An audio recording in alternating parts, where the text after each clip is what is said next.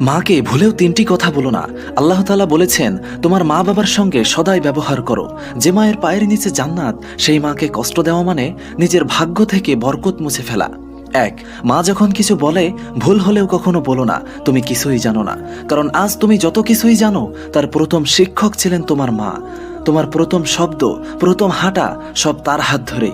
তাই তার ভুলেও অসম্মান করো না। দুই, কখনো তাকে বলো না তুমি আমার জন্য কি করেছো। কারণ তোমার জন্মের মুহূর্ত থেকেই তিনি তার ঘুম, শান্তি, স্বপ্ন সব তোমার জন্যই ত্যাগ করেছেন। তুমি যত বড়ই হও না কেন, তার ঋণ কখনোই শোধ হবে না।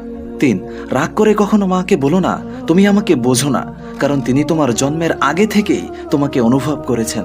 তোমার মুখের হাসি দেখলেই তার মন ভরে যায়, আর চোখে জল দেখলে তার বুক ফেটে যায়। তিনি না বুঝলে আর কে বুঝবেন বলো? মা শুধু একজন মানুষ নন, তিনি একটি দোয়া, একটি ছায়া, তোমার জান্নাতের দরজা।